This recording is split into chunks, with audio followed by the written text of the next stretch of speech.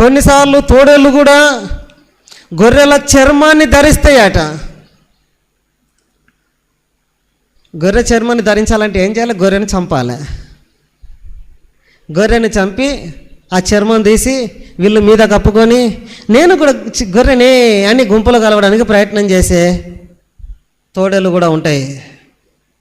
మాయ తోడేళ్ళు, భక్తి లేని తోడేళ్ళు, విశ్వాసం లేని తోడేళ్ళు, ప్రార్థన లేని తోడేళ్ళు, వాక్యము లేని తోడేళ్ళు, వాక్యము వినలేని తోడేళ్ళు, వాక్యాన్ని అర్థం చేసుకోలేని తోడేళ్ళు, వాక్యాన్ని తప్పుపట్టే తోడేళ్ళు, వాక్యాన్ని తప్పుగా మాట్లాడే తోడేళ్ళు, భక్తికి విలువనివ్వకుండా భక్తిని ఆత్మీయతను చెడగొట్టడానికి ప్రయత్నం చేసే తోడేళ్ళు.